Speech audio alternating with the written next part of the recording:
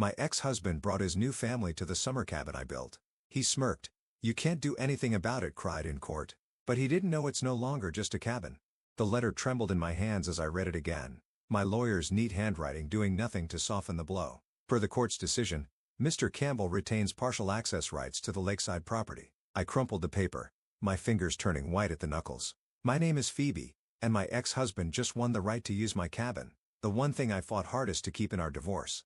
The same cabin I spent 3 years renovating while he was busy building his new life with Rebecca. "You can't do anything about it," cried in court. Avery's taunting voice from yesterday's hearing echoed in my head. I could still see that smug smile spreading across his face as the judge announced his decision. My phone buzzed.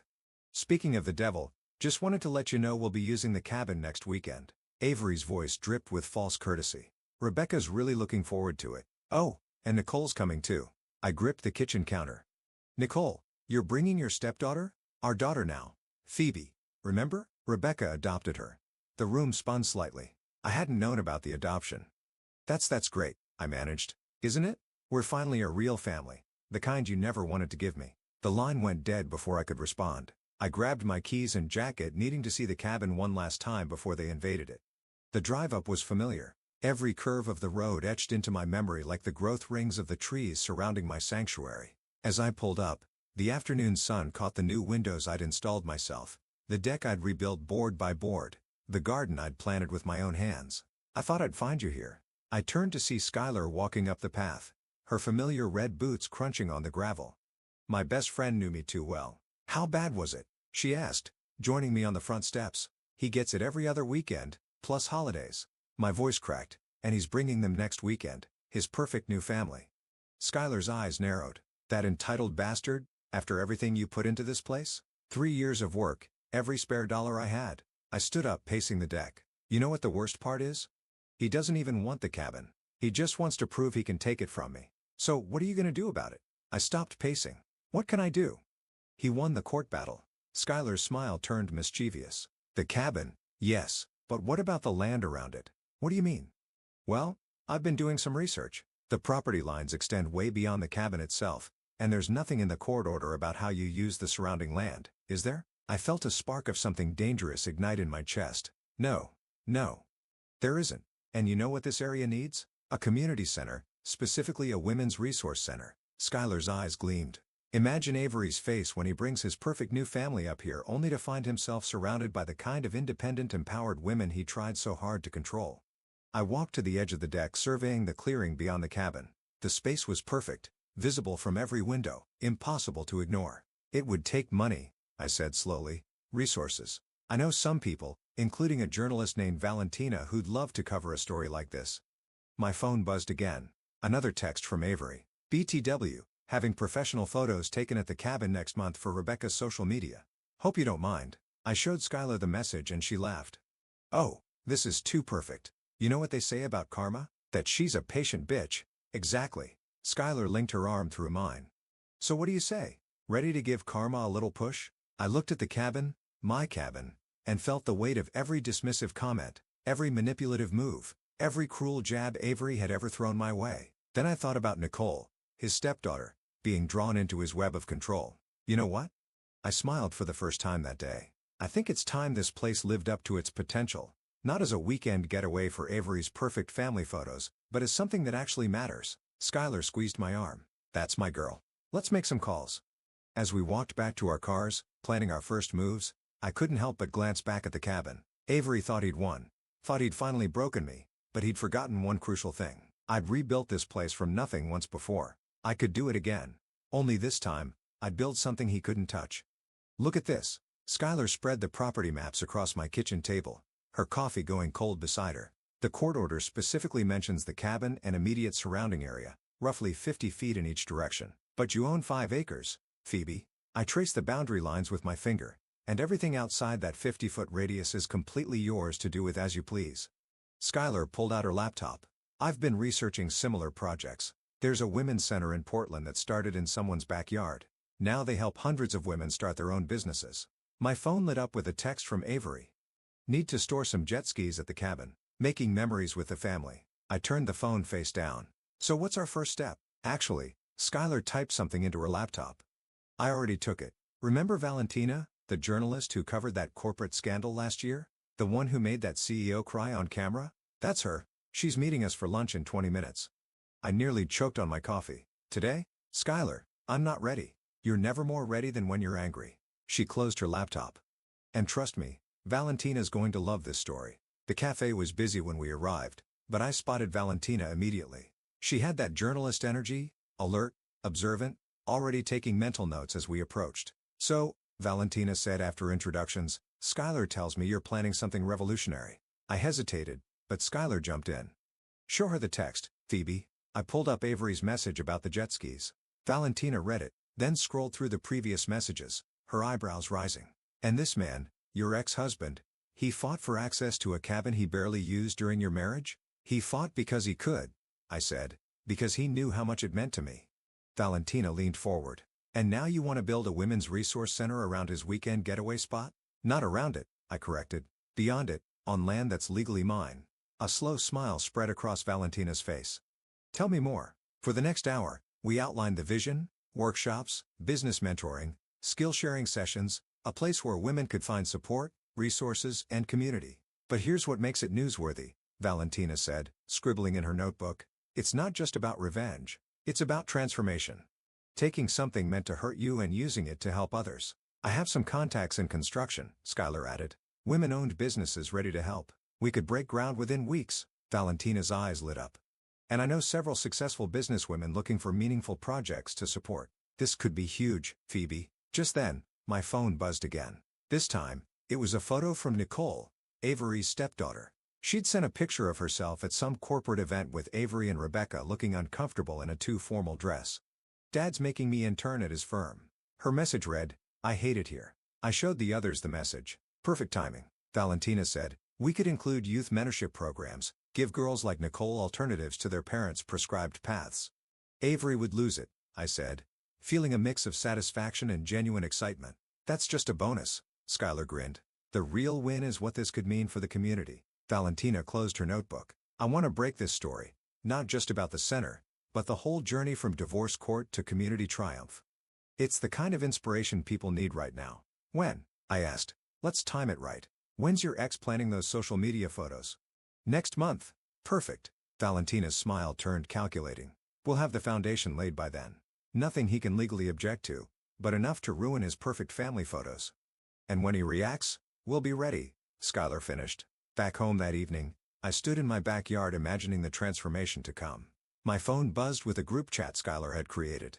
Project Phoenix. Valentina had already shared contractor contacts. Skylar had drafted a preliminary budget. This was really happening. Another text from Nicole popped up. Dad's bragging about his plans for the cabin. Says he's going to make it actually worth something now. I thought about Nicole's forced smile in that corporate photo, about all the other women and girls trapped in lives others chose for them. Then I thought about Avery's face when he realized his victory lap had become someone else's starting line. Don't worry. I texted back to Nicole. Things around here are about to get very interesting. I added a Phoenix emoji, smiled, and got to work on the permit application Skylar had sent over. Sometimes the best revenge isn't about destroying something. It's about creating something better from the ashes. The local courthouse hadn't changed since my divorce proceedings. Same worn wooden benches, same stuffy air, same feeling of butterflies in my stomach. But this time, I wasn't here as a defendant. I was here to meet Judge Rolando for coffee. Phoebe, his familiar voice boomed across the lobby. What brings you to my neck of the woods? I held up the community center proposal Skylar and I had prepared. Actually, I was hoping to get your thoughts on something as a pillar of the community, of course. Rolando's eyes crinkled at the corners. Flattery will get you everywhere. Let's grab coffee in my chambers. As we walked, I spotted Avery's new wife, Rebecca, leaving one of the courtrooms looking flustered. She didn't notice me, but I caught fragments of her conversation on her phone. The property lines are so confusing, Avery. Are you sure? I smiled to myself as I followed Rolando into his office. So, he said, settling behind his desk with his coffee. What's this proposal about? We're planning a women's resource center, I explained, laying out the plans, job training, financial literacy workshops, mentorship programs. The community seems excited. Location? My property up by the lake. Rolando's eyebrows shot up. The cabin property? The land around it, I clarified. Well, outside the court-mandated shared space. He studied the plans carefully, then looked up with a knowing smile. Interesting choice of location. It's perfect, actually. Peaceful setting, lots of space, easy access from town, and nothing in the previous court order preventing it, he added, tapping his finger on his desk. You know, community resource centers often qualify for special zoning benefits, reduced taxes, priority permits, that sort of thing. I tried to keep my voice casual. Really? Absolutely. In fact, he pulled out a folder. I just signed off on something similar last week. Here's the paperwork if you're interested in the precedent. My phone buzzed. Skylar had sent a photo of our first delivery of construction materials being unloaded at the site. Speaking of precedent, Rolando continued, there's an interesting clause about shared properties being subject to surrounding land use. Meaning, if the surrounding land becomes a designated community space, the shared property has to accommodate community access. He winked. You didn't hear that from me. Just then, his secretary poked her head in. Judge, your next appointment is here. It's Mrs. Campbell about the property line dispute. Send her in 5 minutes, Rolando called back. Then to me, better use the back door unless you want an awkward reunion. I gathered my papers quickly. Thanks for everything, Judge. Don't thank me, he said. Just make sure whatever you're building helps people. That's the best legal defense there is. I slipped out just as Rebecca entered through the main door, clutching a stack of papers and looking worried. Back at the construction site, Skylar was directing a team of workers while Valentina interviewed local women who'd stopped by to see what was happening. How'd it go? Skylar asked as I approached. Better than expected. We might have more legal leverage than we thought. Perfect timing. Valentina joined us, recorder in hand. Because word's spreading fast, I've got 3 local business owners wanting to sponsor workshops, and the women's shelter in town wants to partner with us. And look who else showed up.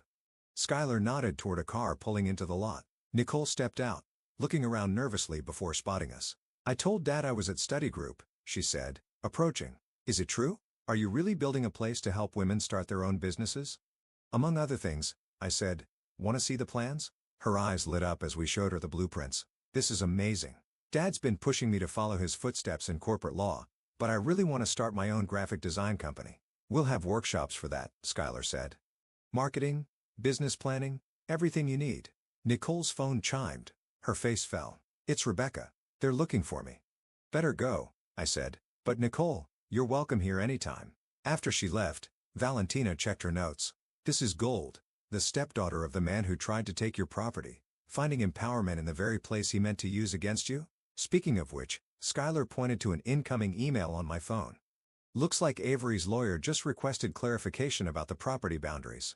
I thought about Rebecca's confused face at the courthouse, about Nicole's dreams of independence, about all the women already rallying around this project. Let them ask questions, I said, watching the construction crew break ground. Every answer they get is just going to make our foundation stronger. Rising from the ashes, local woman transforms divorce battle into community triumph.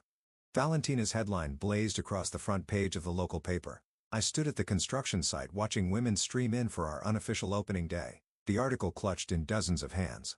This is insane, Skylar whispered, surveying the crowd. We expected maybe 50 people. There must be 200 here. The center had come together faster than we'd imagined. 2 buildings flanked the main courtyard.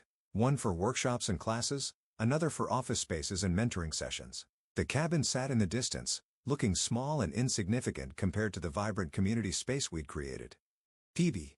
Valentina rushed over, phone in hand. The article's gone viral. 3 major news networks want interviews, and Rising Phoenix is trending locally. A commotion at the entrance caught my attention.